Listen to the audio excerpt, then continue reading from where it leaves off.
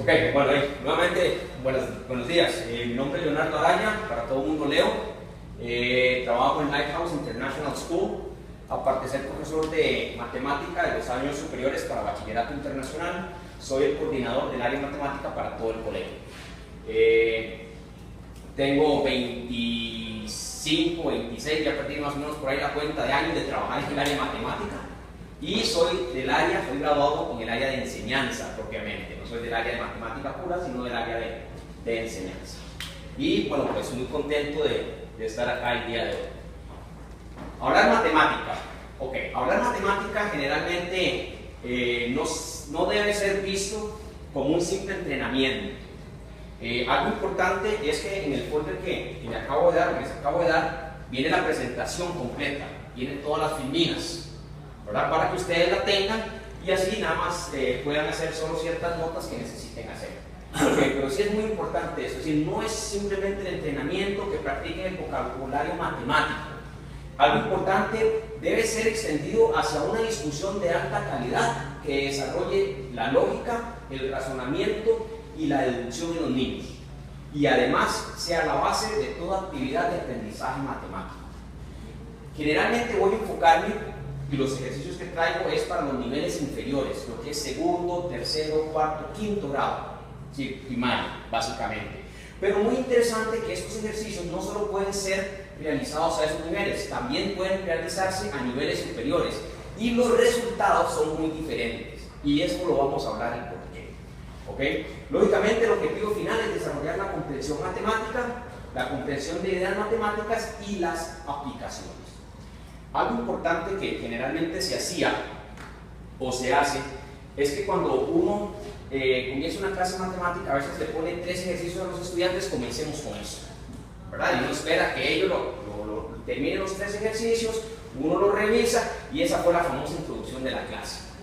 O lo que nosotros en colegios un poquito más, digamos, con calendario internacional, le decimos el minuto matemático.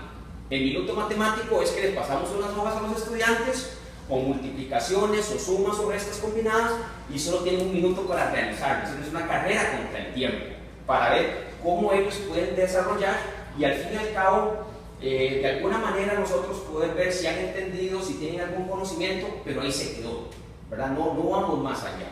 En este tipo de charlas se van a dar cuenta de que la idea es cambiar un poco esta metodología, es buscar algo con algún tipo de sentido que nos ayude, ya sea de forma introductoria o de forma de saber si el estudiante realmente aprendió lo que necesita. Ok, la primera pregunta es cómo hacer una charla matemática, ¿verdad? Hablar matemática, mucha gente cree que es presentar el problema a la clase y resuélvanlo. Y eso fue toda la charla. Pero vamos más allá. La finalidad es permitir que los estudiantes averigüen el resultado de una forma individual. Bueno, me podrían decir, ¿cuál es la diferencia? ¿Verdad? Si yo les doy un ejercicio, los estudiantes se sientan de manera individual, lo resuelven. Estos dos siempre lo hacemos. Ok, entonces, ¿qué es lo nuevo? Aquí comenzamos. Permitir que algunos estudiantes compartan sus resultados. Pero el compartir los resultados no es decir, Carlos, ¿cuánto le dio el resultado? María, ¿cuánto le dio el resultado? Juan, ¿cuánto le dio el resultado? Sino que cambiemos un poco la metodología. Es que el estudiante se levante y nos enseñe cómo él llegó a ese resultado. ¿Cuáles fueron los procedimientos que lo llevaron a ese resultado? Porque hay cosas muy interesantes. Muchas veces nosotros matamos esa idea, esa forma de pensar que los chicos tienen. Y la idea es más bien rescatemos. ¿Por qué? Porque ver tal vez un ejercicio resuelto de 3 estudiantes y de 2 o 3 formas diferentes nos va a enriquecer no solo a nosotros, sino a la clase. Guiar a los estudiantes al compartir sus estrategias y sus pensamientos. Es una nueva forma de hablar. Como decir al estudiante, me parece muy bien tu idea, pero recuerda que se pudo haber hecho así también. O me gusta tu forma de haberlo resuelto en la pizarra. Me parece interesante tu forma de trabajar. Recuerda también que no es un simple está bueno o está mal.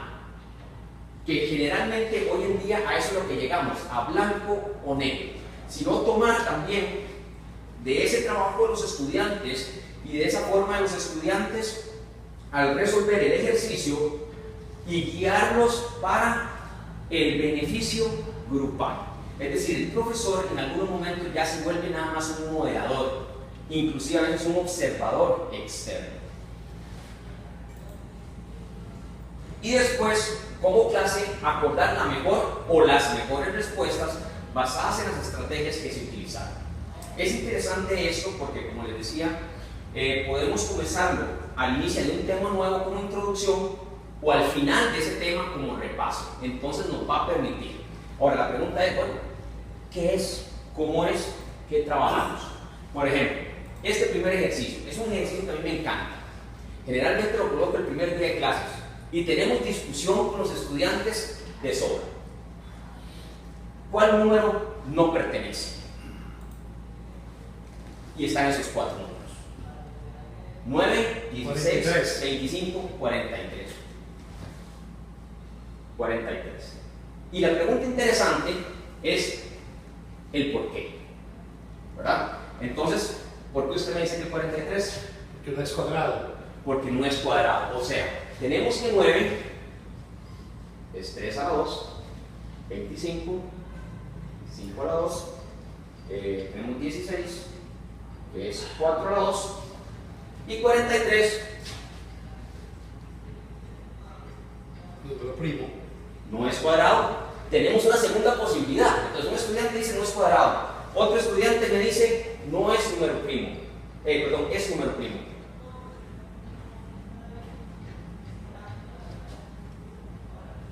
Es número primo. Ok, vayamos un poquito más allá. Y entonces, dependiendo de los estudiantes, qué nivel estén, ¿verdad? Porque aquí entonces uno tiene chance de trabajar muchas cosas. Hubo un estudiante que me dice el 9. Y entonces uno como profesor diría, oye, no, jamás, decir, es claro, 9, 16, 25, 43, es 43. Y entonces ese estudiante dice el 9. Entonces se ponen a pensar, ¿cómo es posible eso? Y nos ubicamos en un contexto interesante. Un estudiante menor a tercer grado no conoce tal vez lo que es un número cuadrado, no conoce lo que es un número primo, pero sí conoce, ¿qué creen? Quiere ser el 9 también, el que no pertenece. ¿Por qué? Porque es un dígito. Solo un dígito. Exactamente. Entonces, vean qué interesante. Un chico menor de tercer grado que no tenga este conocimiento previo va a buscar dentro de su cabeza algo que conoce todos los días. Y entonces, un único dígito. Correcto. ¿Por qué no? Y exactamente es una respuesta totalmente válida. Sí. ¿Verdad? Y entonces eso nos permite introducir, dependiendo del nivel de la clase, nuevos conceptos, nuevos trabajos o un nuevo repaso. Hay otro también muy interesante que le pueden decir. Nuevamente voy a quedarme con el 9. Por segunda opción digo el 9 nuevamente. Y entonces un estudiante un poquito más avanzado, un nivel sexto, séptimo grado, me dice, lógicamente no es cuadrado, ya ellos conocen los números cuadrados, conocen los números primos, conocen la parte de un dígito, y uno me dice, profesor, no está dentro de la sucesión de números que están en la pizarra. Y entonces uno, como profesor, dice, bueno, muéstreme a ver. Me dice, sí, profesor, yo vi lo siguiente. 1, 2, 3, 4, 5 y 6. 6, faltó el 7 y el 8 y brincó al 9. Sí. Entonces no es parte de una sucesión numérica. Y entonces ahí nos permite nuevamente un nuevo término, un nuevo vocabulario, una nueva forma de pensar y de ver un ejercicio con 4 números tan sencillos que nos permite trabajar, jugar, analizar y hablar nosotros necesitamos hoy en día que los estudiantes le pierdan el miedo a la matemática. Y qué mejor forma de que pierdan ese miedo con un ejercicio como estos, en donde casi todos pueden decir algo de estos 4 números. Y hay otra asociación ahí. ¿Cuál sería? Todos los números compuestos suman 7. Ahí está otra. Entonces, efectivamente, entonces el que vuelve a sobrar, ¿quién es? El 9. Entonces, nuevamente, me dicen el 9, suma de dígitos. Muy bueno. Es diferente de 7, ¿verdad? Entonces, vean qué interesante. Suma de dígitos. ¿Cuándo ocupamos nosotros la suma de dígitos? Cuando introducimos divisibilidad, ¿verdad? ¿Qué dice uno? La suma de los dígitos, si la suma de los dígitos es múltiplo de 9, entonces el valor es divisible entre 3. Es una de las famosas reglas de suma de dígitos. Entonces, efectivamente, ¿verdad? Tenemos 5 más 2, 4 más 3, 6 más 1. Y entonces, ya con este ejercicio, tenemos un bagaje matemático muy amplio para poder discutir, para poder hablar diferentes cosas. También hay los que van un poquito más allá, y esta se la hice a un grupo de compañeros que tenemos ya hoy en día con el WhatsApp. Es muy interesante ejercicios de estos, ¿verdad? Y en ese grupo hay ingenieros, abogados, economistas. Les digo, muchachos, necesito un favor. Les voy a mandar un ejercicio y que cada uno lo piense y me escriba algo. Y efectivamente, la gran mayoría sacó eso. Como a los 5 o 6 minutos, un compañero que es ingeniero se me volvió y me dice: Leo, para mí, como ingeniero, ninguno me sobra. Bueno, no, sí. Es para buscar yo dentro de mis notas, no tengo, y me dice: porque si usted toma el 25 y lo divide entre 9, el 16 lo divide entre 9 y el 43 lo divide entre 9, va a tener una parte entera diferente, pero una sucesión de números decimales igual. Y entonces todos ellos se necesitan entre sí para que esa parte decimal sea igual en todos.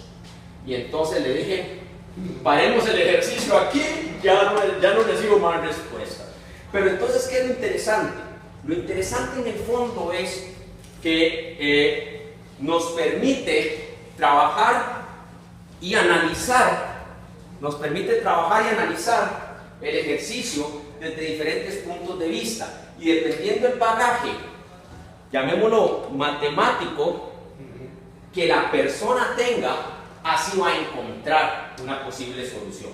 Okay, exactamente, el conocimiento previo es el que te dice que con estas bases nosotros vamos a ir construyendo, y esa construcción es importante, que nosotros construyamos en el estudiante la necesidad de ver la matemática de una forma diferente, de una forma aplicada y de una manera de trabajar un poco, como nosotros decimos, desde la puerta de atrás. No simplemente números, no simplemente que aburrido, sino que démosle una razón de ser a esos números. Y nos permite también resolver todo esto, ¿verdad? Pero efectivamente ese de la división fue muy interesante. Y ya después, como les digo, el compañero no se quedó quedito, ¿verdad? Entonces hizo una serie numérica de un 1 hasta un infinito, y entonces metió los 4 números y los logró acomodar. Y entonces yo le dije: bueno, paremos aquí el asunto, porque si no, los otros 20 que están en ese chat nos van a matar, nos van a matar. Bueno, otra forma interesante de ejercicios. Con los siguientes números, formar igualdades. No repetir números en cada igualdad. Ok. Tenemos los siguientes números: 3, 8, 1, 7, 2, 4. Y entonces se lo pongo a la clase. Aquí generalmente cuando uno trabaja con chicos pequeños, ¿verdad? Entonces uno les cambia esa teoría de que siempre levantan la mano y que están sentados en la silla, ¿verdad? Yo. Sino que uno más bien lo que hace es todo lo contrario. Les dice una regla sencilla y dice: bueno, hoy lo que vamos a hacer es, yo les voy a poner este ejercicio y quien esté listo, nada más pone la mano sobre su cabeza. O quien esté listo, se toma de una oreja. O quien esté listo, se toma la punta de la nariz. Para mí, darle una señal de que ya usted tiene una posible respuesta. Bueno, yo voy a hacer una sencilla porque yo siempre me gusta comenzar. Voy a agarrar esos 3 números y voy a decir que 1 más 7 igual a 8. Lo pude haber hecho, en este caso me hizo suma, lo pude haber hecho resta. Eso significa que ya algún estudiante lo hizo como suma y alguno también lo hizo como resta. Ahora, 1 más 2, 3, 1 más 3, 4, 2 por 4, 8. 2 por 4, exactamente. Ahí tenemos entonces una... Y hay un montón. Exactamente. Es correspondiente a restas y divisiones. Le doy vuelta a la suma, me da una resta, le doy vuelta al producto, me da una división. Entonces lo bonito de un ejercicio de estos es que todos los estudiantes van a estar, como nosotros decimos, ceñidos buscando todas las posibles soluciones que ellos vayan a encontrar. Bueno, y en este caso dice no repetir números. En este caso estamos haciendo una con 2 o 3 números. Pero entonces, volvemos a lo mismo. Estamos pensando para grupos inferiores de clases. Ahora, vayámonos a grupos superiores. En un grupo más grande, uno les puede decir, bueno, utilicen paréntesis, utilicen exponentes, utilicen raíces cuadradas. Ahí hay un montón de combinaciones. Inclusive utilicen logaritmos si quieren.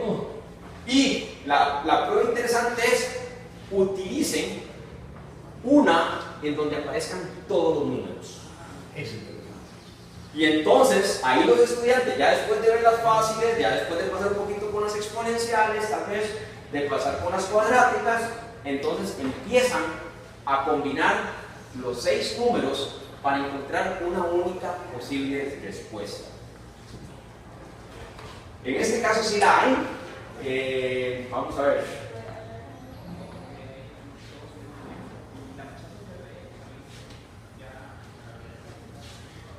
Dos por 4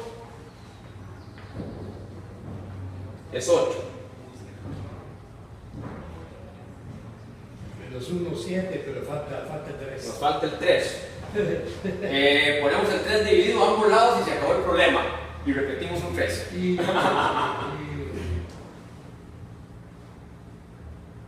Bueno, interesante la forma, ¿verdad? Pero nuevamente viene a que nosotros podemos iniciar una clase de una forma diferente con los estudiantes. De una forma en donde nosotros podamos trabajar con ellos, donde ellos se sientan parte de la clase, parte de la solución, y no generalmente a veces como nosotros decimos parte del problema, ¿verdad? Sino que ya a ellos les va a llamar la atención, e inclusive lo más interesante es que si uno acostumbra a los estudiantes a realizar ejercicios aquí, ellos van a estar esperando la próxima clase que usted llegue para decirle cuál es el problema que me trajo hoy, qué vamos a resolver hoy, qué vamos a trabajar hoy al inicio de la clase. Y ese problema, o solo el inicio de ese problema, se vuelve la clase más amena. Hay momentos en que nos llevará 5 minutos, nos llevará 10 minutos dependiendo del ejercicio, y es más, nos puede llevar una clase completa. Pero en esa clase completa yo les aseguro que nosotros, con ejercicios de este tipo, los aprovechamos más que simplemente dando teoría y teoría. Cálculo mental. Bueno, traje un ejercicio sencillito para cálculo mental, 34 más 16. Y entonces, 34 más 16 es 50. Ok, bueno. Y entonces nosotros hacemos check, está bueno, tiene los puntos. Bueno, entonces, la pregunta es, cálculo mental, ¿qué es el cálculo mental? ¿Verdad? Entonces, mi primera pregunta es, ¿cómo resolvimos esto? 34 más 16. Hubo estudiantes que posiblemente lo que hicieron fue 34, 16, pues un más, 6 más 4, 10, llevo 1, 3, 4, 5, a 50. Eso es lo que uno generalmente mentalmente hace. Pero ahora otra forma de verlo. Habrá otra forma de analizarlo. Bueno.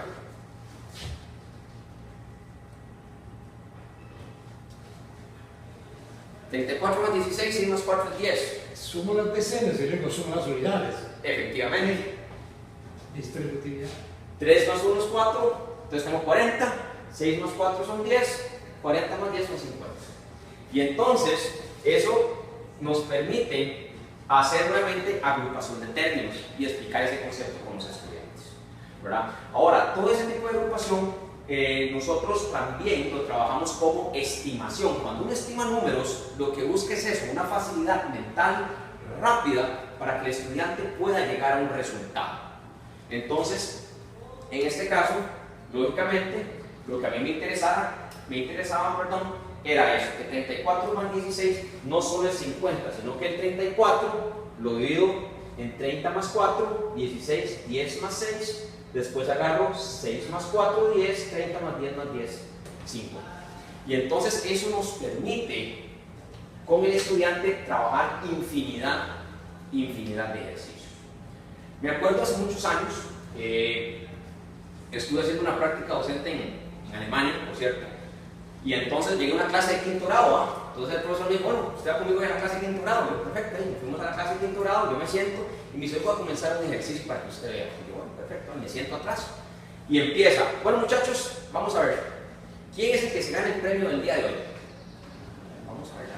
Y entonces comienza, ¿cuánto es 25 menos 18 más 36 por 14? Y yo, ¿qué? Y 5 segundos después habían 5 chicos con la mano levantada. Y yo, pues, aquí hay algo. Y llega el primer chico y ¿sabe usted? Le da el resultado y me dice, sí, ese es. Ok, yo un punto. Quien llegue a los 5 puntos tiene un premio para el fin de la semana. Igual no, entonces llego yo voy ganando el premio para el fin de semana, saco la calculadora, me cuadro y empieza el profesor, 136 por 18 menos 17. Y yo, y hago así, y ya había con la mano levantada. Y yo, no. Sin calculadora. Y sin calculadora, yo decía, no puede ser, no, aquí me tiene que estar vacilando. Y entonces ya hace como la tercera, y digo, no, digo yo, déjeme intentarlo a mí, porque yo, al rato son números ya preestablecidos, ¿verdad? Porque puede ser cierta numeración que el profesor les haya dado con anterioridad a los estudiantes para que se aprendieran los trucos, ¿va? Y llego y les digo, bueno, vamos a ver. 28 menos 14 más 16 menos 14 menos 25 más 54. Y empiezo yo así. Pucha, ya se me olvidó hasta lo que los números que había dicho. Y vuelvo a ver. 3 con la mano levantada y efectivamente mucho de esto son este tipo de ejercicios que se les va inculcando desde pequeño para que ellos vayan haciendo patrones numéricos, alianzas y un entrenamiento mental muy interesante, ¿verdad? Entonces este tipo de ejercicio, ¿verdad? No es solo el hecho de que 34 más 16 es 50, sino que tiene un proceso por detrás muy interesante. Bueno, este es el caso de la multiplicación. El caso de la multiplicación generalmente es muy parecido al caso de la suma.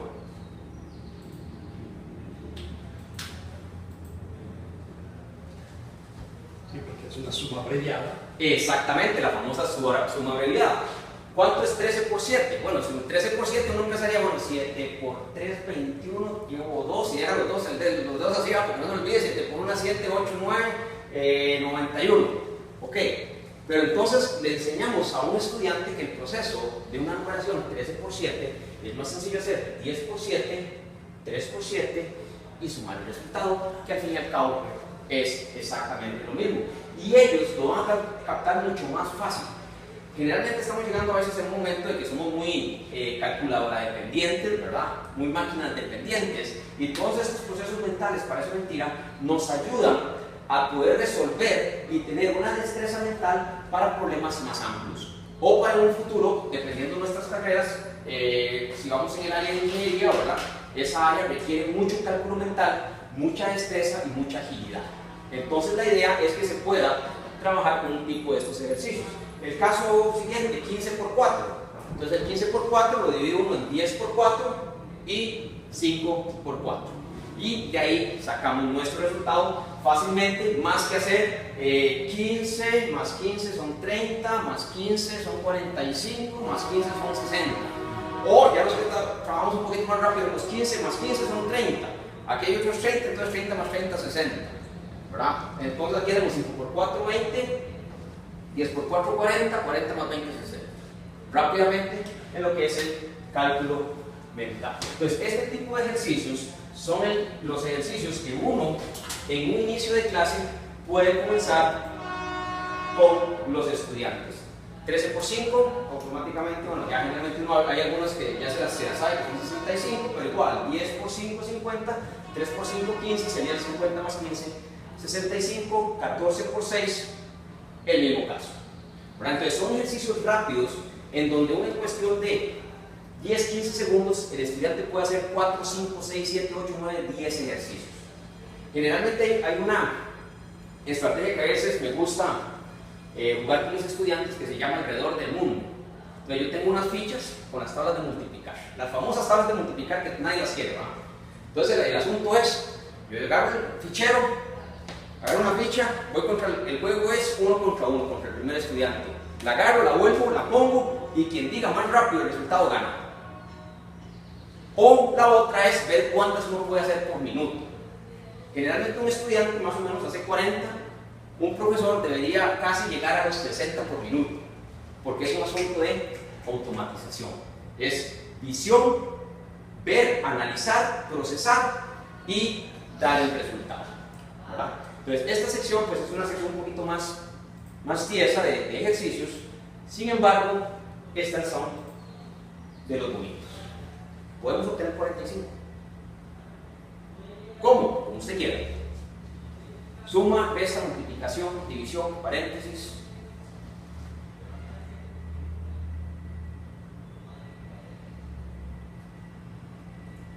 Siempre que veo la charla alguna diferente, qué costumbre la de uno.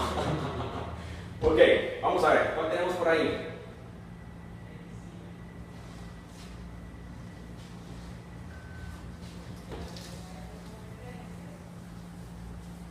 Pueden ser números de 2 dígitos, pueden ser números de 3 dígitos.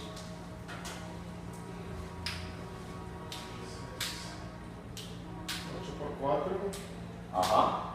más 7,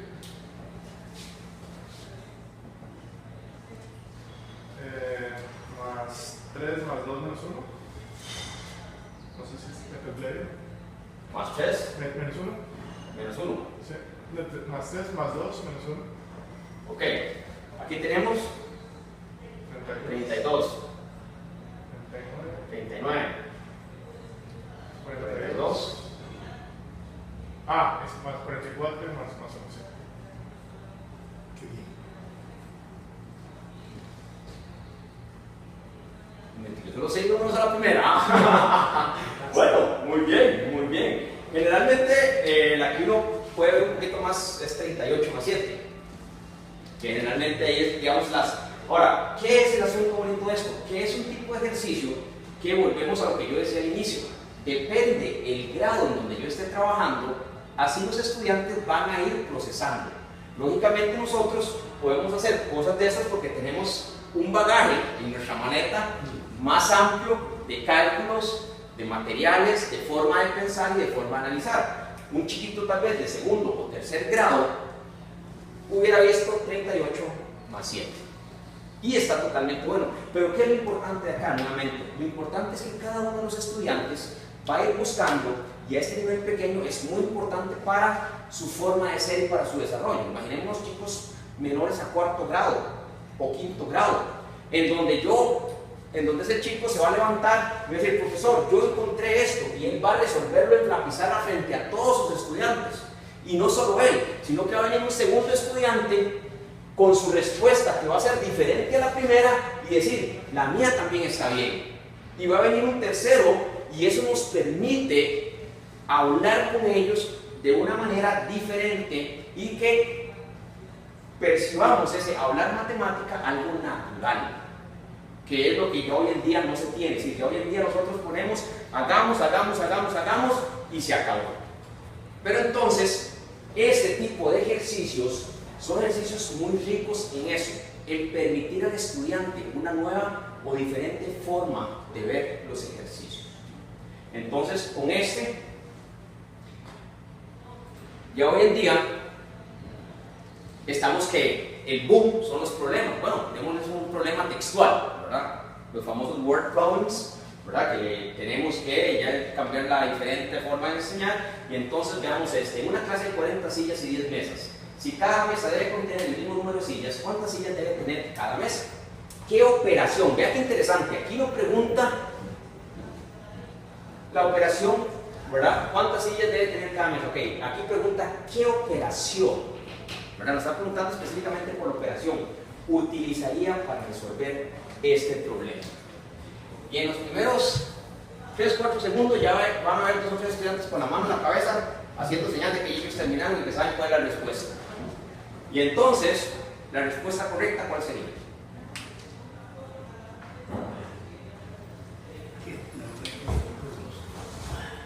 ¿Cuál podría ser la respuesta? Ahora sí.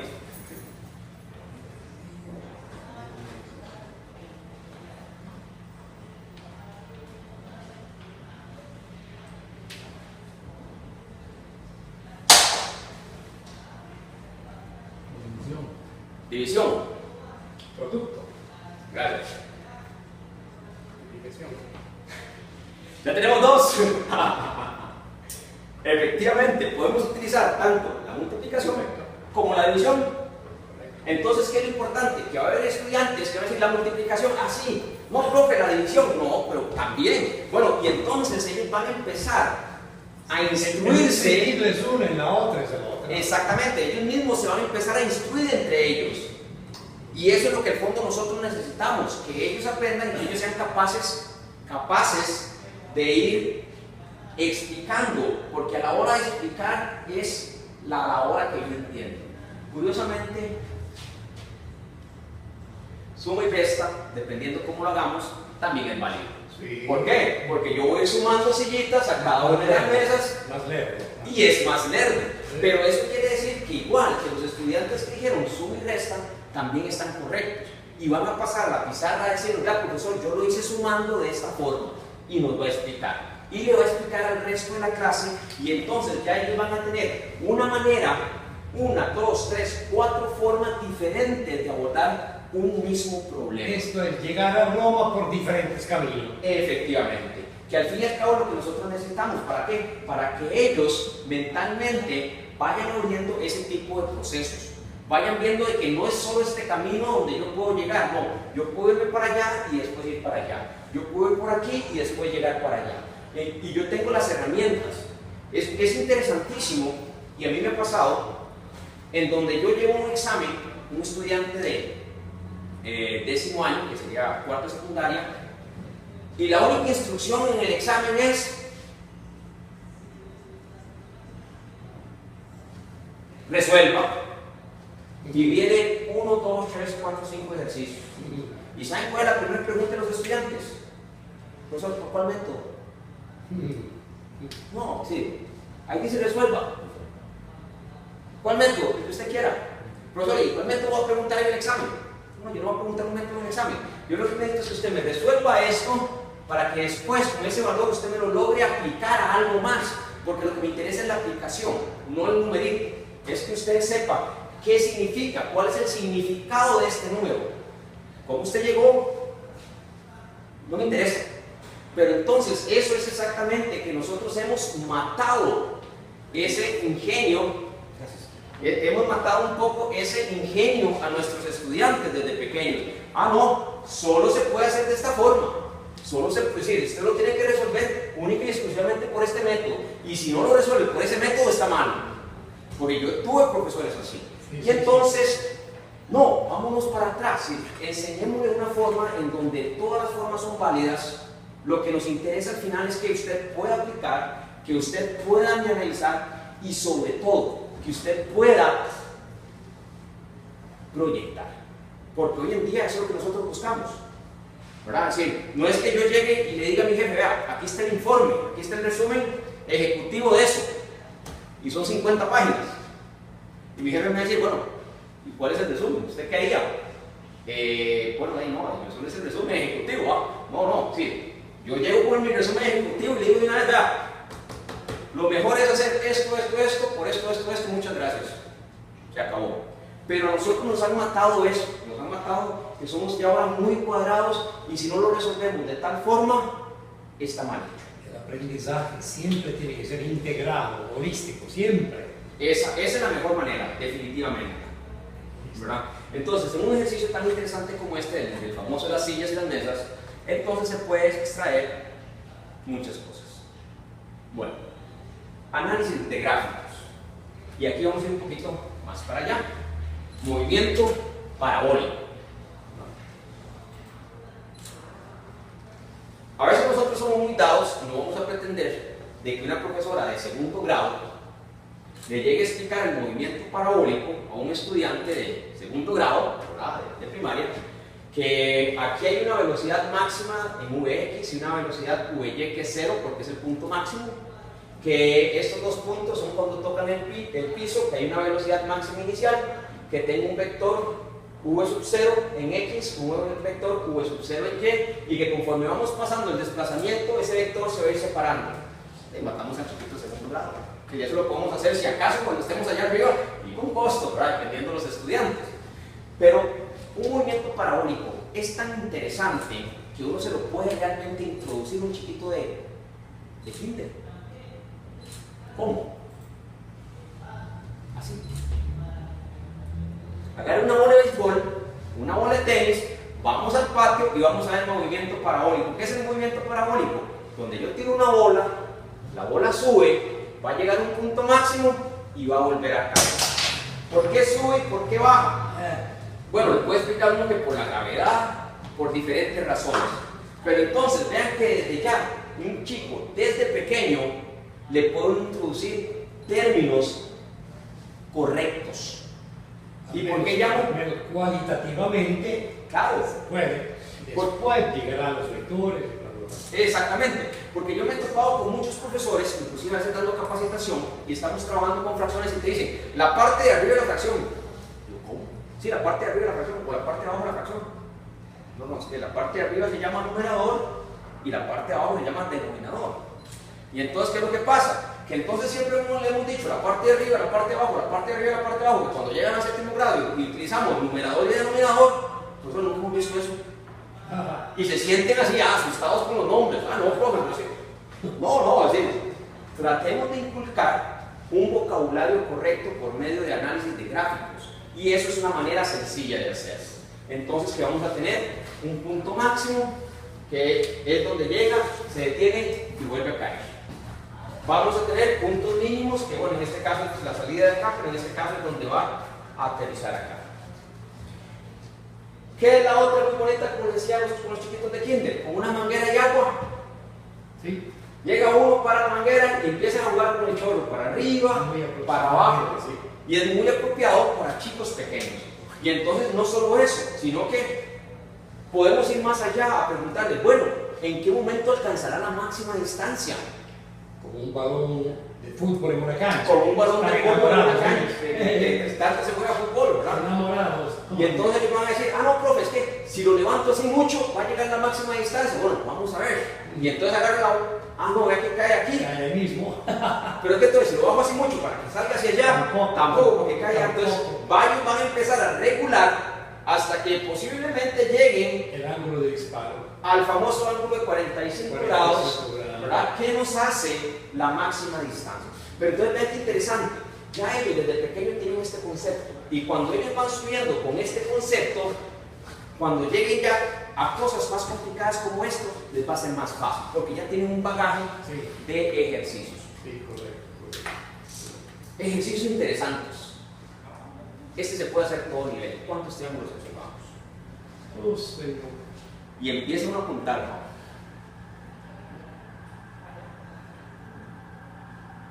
Yo por el momento di 8, no sé si hay más.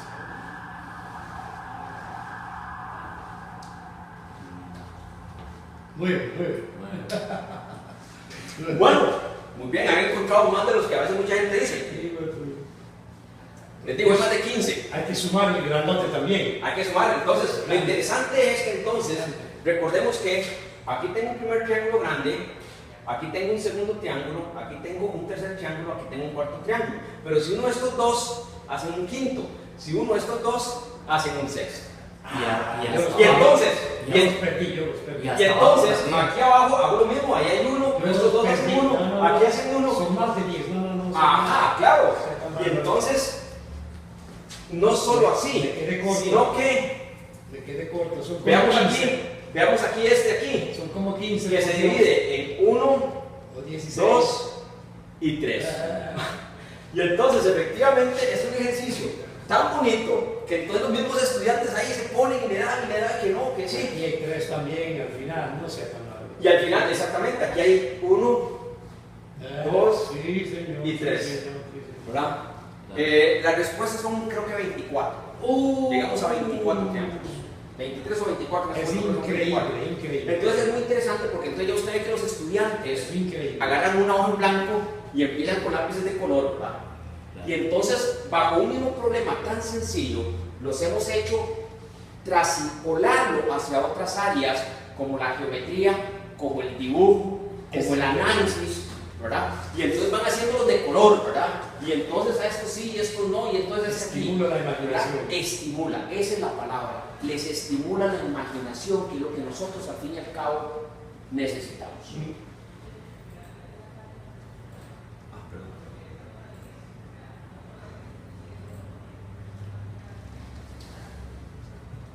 Trabajar matemática dentro y fuera del aula, esto es riquísimo, con valores exactos y decimales, estimación y redondeo.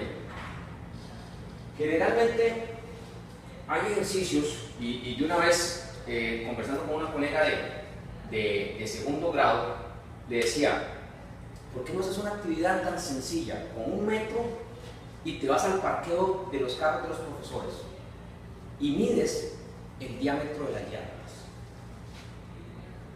Y mides el largo del carro y les preguntas a los chicos qué encontraron. Vemos razones y proporciones y relaciones.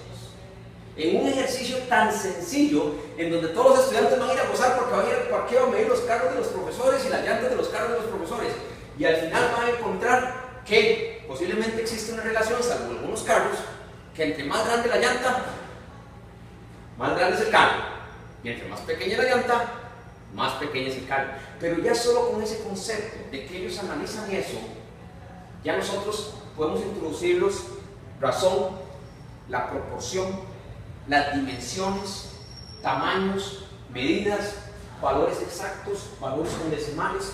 Vamos, no nos interesa tanto que sea un valor exacto con decimales, hagamos una estimación o un redondeo. ¿Por qué? Porque no podemos llegar ahí al milímetro con una llanta o con el tamaño del carro.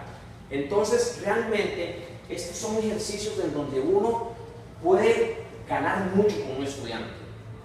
Y entonces, buscas el largo, buscas el ancho, buscas infinidad de cosas. Y no solo con los carros, puedes ir a medir puertas, puedes ir a medir ventanas, o simplemente le dice uno, bueno, estímeme este tamaño, ¿cuánto usted cree que sea? Y después lo calculamos para ver quién estuvo más cerca de la estimación.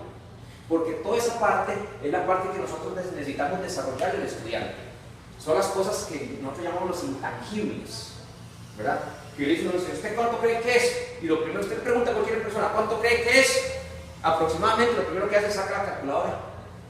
Y te dice el valor exacto. No, yo no necesito el valor exacto, es un aproximado. ¿Cuántos metros cuadrados creen que hay aquí? ¿Cuántos metros cuadrados hay ahí? ¿Verdad? Entonces, es una parte muy, muy interesante del trabajo. Hablar matemática debe ser seguro para docentes y estudiantes. Inicialmente el profesor debe resaltar que hablar de matemática no es un examen. Si yo no lo voy a evaluar, vamos a charlar. Por eso se llama hablemos de matemática, hablemos de matemática. La idea es que todo el mundo está ayudando a aprender más a la hora de compartir tu forma de pensar. Analizamos formas de pensar, maneras de pensar. Es vital que el profesor haga hincapié en no burlarse nunca de nadie. Esa es la primera regla. Nunca, porque siempre alguien va a tener algo bueno que decir respecto a los ejercicios. Y vamos que son ejercicios muy bien buscados para que cualquiera pueda decir algo. Es decir, que es casi no fallemos. Algo importante, el profesor no tiene que saber la respuesta a cada pregunta inmediatamente. Si nadie puede responder a una pregunta o estar claro acerca de algo, puede ser una buena oportunidad para el aprendizaje en común. Podría utilizar una frase como, vamos a pensar un poco más acerca de ese problema y lo retomaremos mañana. Yo le llamo la zona de estacionamiento. La zona de estacionamiento es una esquina de mi pizarra, que cuando se pone un ejercicio muy rudo, de esos que a veces uno no ve en un libro y el estudiante se lo pregunta, o ellos se van a la casa a estudiar, pues mire que estoy estudiando en un libro y me apareció este ejercicio, y se lo pusieron a uno y el ejercicio se las traía. Va para la zona de parqueo, les digo, tranquilos, esa es mi tarea para mañana, me acaban de dejar tarea. Y ningún estudiante ni se va a burlar del profesor, ni se va a reír, ni una cosa ni la otra, porque ellos tienen la confianza ya de uno. Entonces es como uno maneje esa clase con ellos, darles esa libertad. Pero sí es muy importante de que nosotros podamos trabajar con ellos de esta metodología, de esta forma que yo creo que ya se ha ido perdiendo, si no es que ya se perdió. No existe una forma correcta para realizar hablar de matemática. Una persona me decía, pero ¿cómo hago? Y yo, comience, pero ¿cómo comienzo? Comience. Sí, no hay una regla, no hay un manual, no hay un libro, hay ejercicios que yo puedo traer. Y sí, efectivamente, hay ejercicios, como todo, que nos saldrán a la primera, hay ejercicios que no funcionaron. Esto es una técnica o una ayuda que requiere práctica. Requiere que el profesor se siente y lo haga 1 mes, 2 meses, tal vez no todos los días, pero sí por lo menos una vez por semana. Y aún así, todavía se va a llevar 3, 4, 5 meses en aprender a manejar el espacio, manejar los estudiantes, manejar un poco porque los estudiantes se van a desacomodar, porque la idea no es tenerlos sentados así todos en el pupitre, tal vez desarmar la clase y hacer un círculo, que se sienten en el piso, en tríos o en cuartetos o en parejas, ¿verdad? Para que ellos mismos discutan entre su pequeño subciclo o su pequeño núcleo sobre qué es hablar de matemática en ese ejercicio específico. Pero si no comenzamos, nunca lo vamos a lograr.